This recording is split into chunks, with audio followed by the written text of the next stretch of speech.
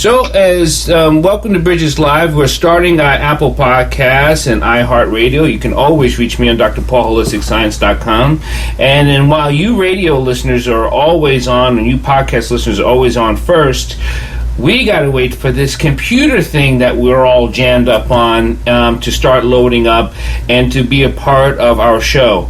One of the things, Dr. Onley, that I had asked, and I know this happens from a question, is what do you guys, what do you two know, how do you know what you guys are going to talk about? And I actually say, my thing is, hold on, see, one of the things that I have to let people know is that the show is very organic. And what I mean by that is that I don't give Dr. Only like a list of questions and she's got a list of answers that she's doing throughout the week. Like she's prepping and making sure like she gets it all in. No, that is not what we do.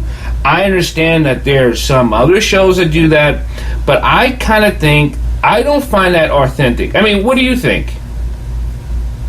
I agree. Well, I think that for those that do prepare, sometimes there is a certain message that they want to make sure that they get across, and there's nothing wrong with that. But our process is a lot more organic. That definitely allows for a more authentic dynamic to develop.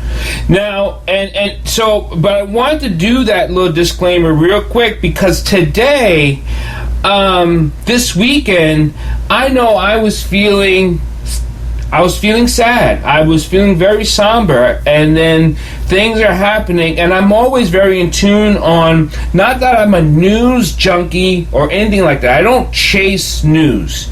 I don't look for things to cloud my heart, right?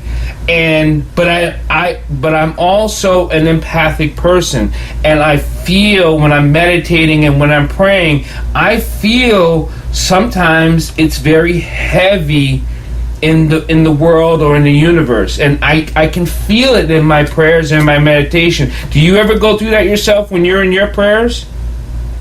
Definitely. I think for some of us, I always tell people that I feel things very deeply, and I think for some of us that have that experience for kind of sensors, that when we meditate and when we're in prayer, or even just when we wake up, sometimes there's a heaviness, and then of course when we're aware of all the things that are going on in the world, we tend to carry that with us and then tend to feel it more deeply, and it tends to color our experience as well. So I mean, and I'll get to why I'm getting, people will get to understand why I said, because today I actually sent you stuff that I want to talk about because I've been feeling it, and it's been on my mind, it's been on my heart, it's been on my spirit to talk about this, because I also feel like there's an old commercial, I'm telling my age, where the Suave commercial was tell two friends, tell two friends, tell two friends, and so on and so on. So sometimes when I'm thinking about something, I'm thinking if I'm thinking it, if I'm feeling it, there are other people who are feeling it too, so why not let that be part of the conversation of other people's? Does that make sense?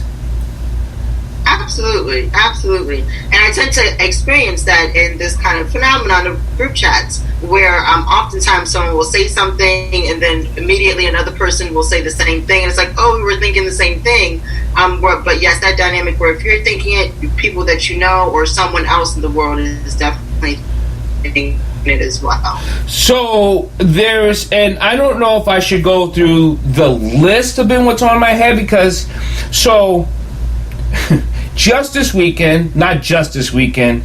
So, but before we get started, I actually brought this because of my spirit, and lighting a candle for a lot of religious modalities or any other spiritual talk.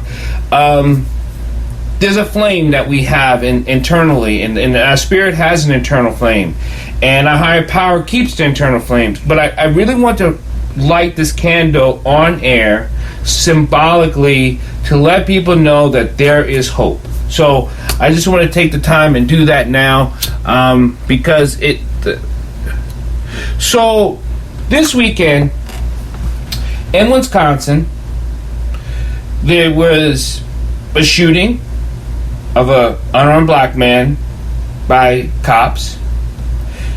Yesterday in Prince George's County, there were 3 officers who went to a domestic call and was ambushed and shot. No parties are dead that I'm going to speak of just the parties I'm speaking of. The cops what saved them was their police vest. The unarmed black man, he's in a hospital. I think he's fighting for his life, and I think he will have a recovery. In Baltimore County, there was a woman who was walking to the store 12 o'clock in the afternoon and gets shot by bullets fired out. Also, there are hurricanes coming down to the coast.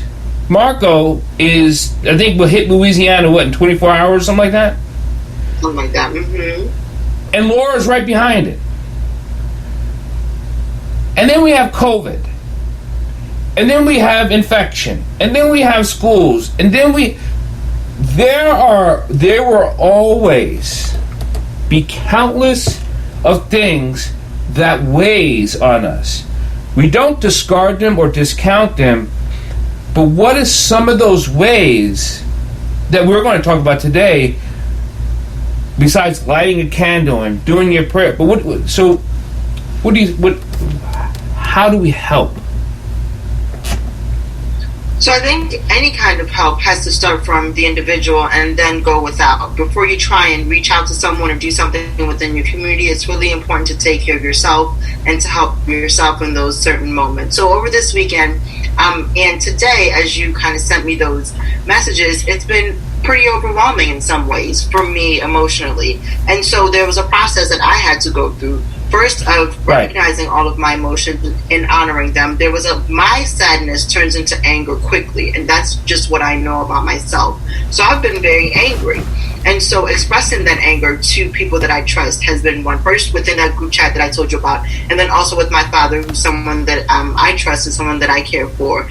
And so writing about it, talking about it to people that are in your circles is definitely a part of the process. But honoring it, there's a reason why you're feeling all the feelings that you're feeling, whether it's sadness, anger, whatever it is. First, make sure that you name it, identify it, and then honor it, that there are reasons why you're feeling that way. Now, for me, the way my process continues is as I recognize that feeling, I also recognize that I have a choice in how I channel it. Right. And so the way I know to channel my energy is to go into meditation. Mm-hmm. And so as I meditated, there is an affirmation that the kind of still small voice within me spoke to me. And it simply said, although I accept the reality of this situation, I do not accept its permanence. And so with that, I recognize that what's going on is very real, but I do have the power to imagine what I want it to be. And that's where my power lies. And so that's the process that I went through, first of identifying and honoring my feelings, and then channeling it into what do I want to express and what do I want to hold the space for in the future.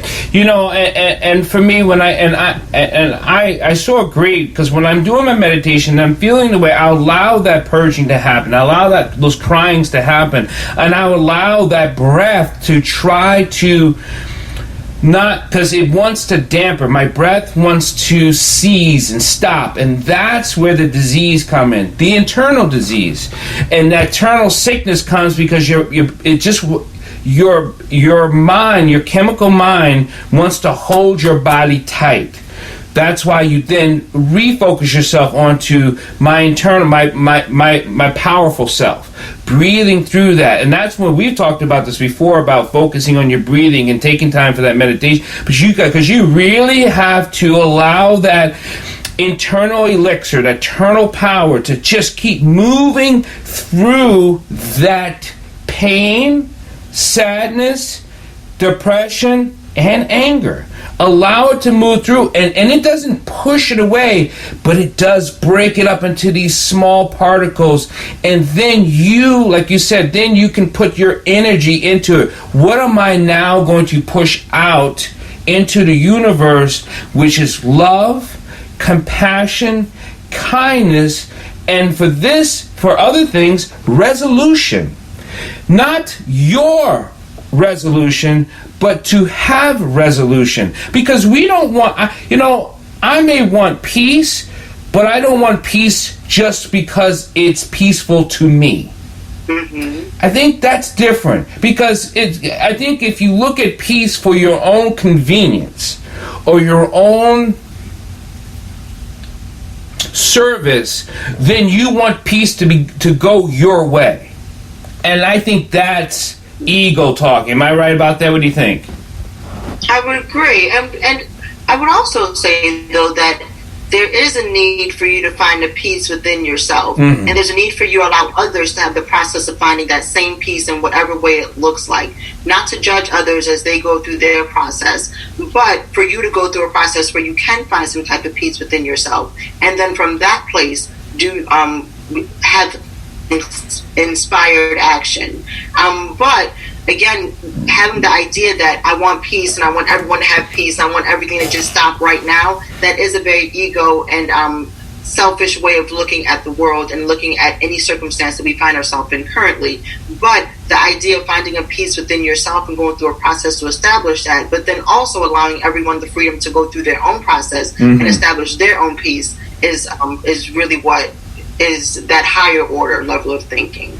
So I want to ask the question for people, and maybe it seems like we've asked this question countless of times, and as a patient asking you, what if I can't get through my process?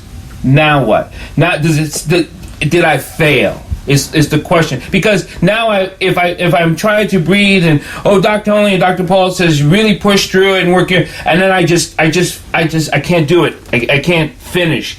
Should that be a failure? I mean, I don't get an answer to that.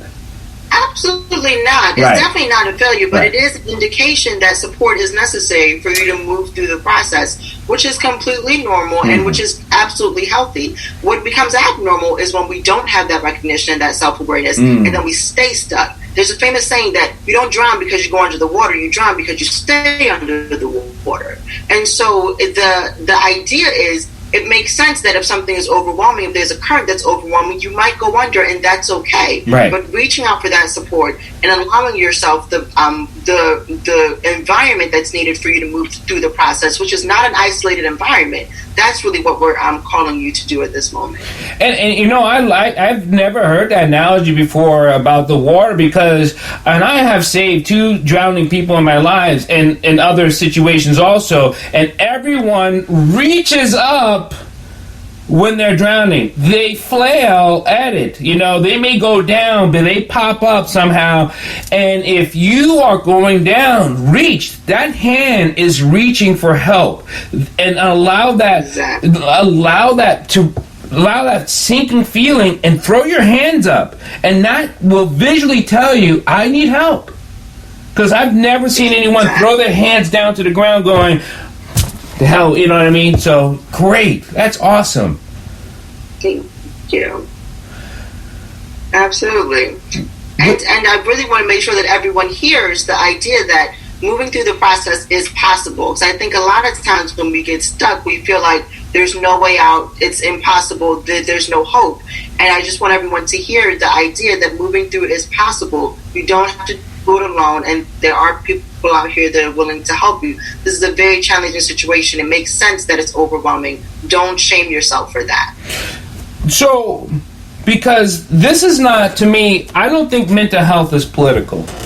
And I don't see how politics come into the mental mind. I know it affects your physical self. I know it affects your external self.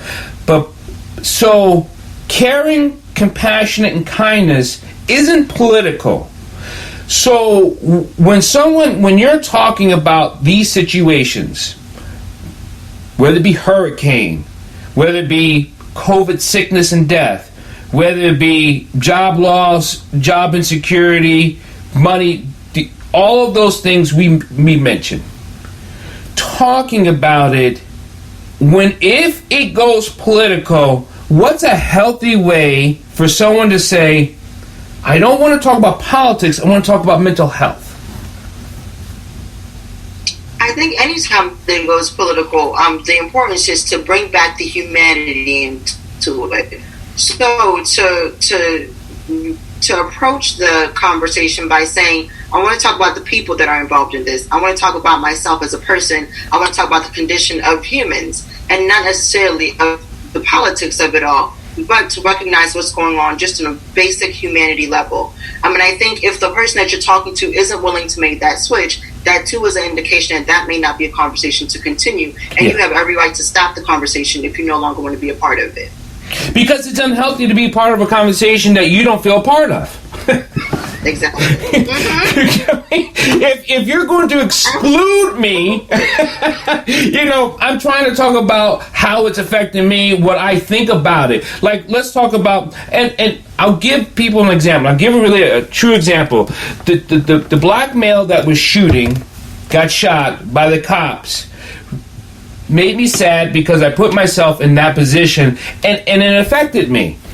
That is expressing my feelings. I'm not talking about police. Like, so how would you try to talk about police and rules of defunding the police, and because I want to go through the role play of you wanting to talk about politics and me keep it on a personal. So, a lot of times the conversations start with something like, these police, you can't trust them. They're all trash, this, and that. And so with that, we get on a very kind of demonizing of a whole industry. Right. There are individuals in the police. Not every individual is the same. And so when we get to a place where we're talking about things on with a wide brushstroke, I think those are the conversations that can be really detrimental. And then you go back and say, but I want to talk about my feelings about it. And then hopefully someone says, well, how did it affect you? Right? Then that goes into a personal level. Not so much the demonizing of the broad stroke like you were talking about. So if a person's talking, now let's help the friend help the person. If a person's talking and they're expressing their emotions like the hurricane and tornadoes that's coming to and all the things that how can a friend allow that person who's trying to express open up? What are some of the healthy words to say? So the question is, can you label that emotion? What would you say that emotion that you're feeling is? How does it feel in your body? Have you ever felt it before? Yeah. What do you do with it when you do feel it? What are some things that soothe you when you find yourself feeling this way? And if it is the first time that you're feeling it, how can I be helpful in this moment? How can I help soothe you? Or what can we do together that might distract you for a moment so you can get a clearer mind and then go back to it? Just so you can get a break from it, not necessarily putting your head in sand and denying it, but just so you can get a break from it so you can think about it with fresh eyes the next time that it does cross your path. So those are a few things that you can do in those conversations. Where again, you're staying in the moment with that person, you're helping them clarify and identify what they're feeling, and then you're also helping them understand how they soothe themselves and how you can be helpful in soothing them. How can I be helpful right now? These tips, they're not tips. It seems it actually, to me, I don't know what it seems like, but I'm searching for a better verbiage. But we're not taught how to communicate. It's not often people learn how to talk with one another compassionately. Do you find that to be true, or does it just seem like people then have to evolve into compassion? Because to me, compassion in the practice, in the Buddhist practice, we practice compassionate action, prayer, and work. You literally have to work at it, like do it, right? Constantly for it to become habitual. But we're not taught to be compassionate, are we? What do you think? That's more of a question, I guess. Definitely, yeah. I would say a lot of people aren't taught how to be compassionate. And they aren't taught what practical compassion looks like. Where there's this kind of idea of what compassion is, which is, being able to, and a lot of people confuse compassion with empathy. Yes. So the idea of being able to put yourself in someone's shoes. That's not what compassion is. Compassion is really, that's more empathy. Yeah. But compassion is really being able to sit with someone as they go through their own experience, and then expressing support as they go through that experience in a gentle and in a loving way. So really having that autonomy in their experience, and then having that gentleness and that lovingness as they go through a challenging situation. That's more what the compassion is. And a lot of people are that on that fix-it or action-oriented society which we live in, and that's kind of the perspective that they bring to it. It's more of a, what can I do? How can we fix this? How can we stop this? Instead of an allowing and a really sitting and a loving someone through a challenging situation. So another question, and I've had these types of conversation before, and that's where I'm coming up with this question. This is my religion, XYZ, and if you just do this, you would find relief.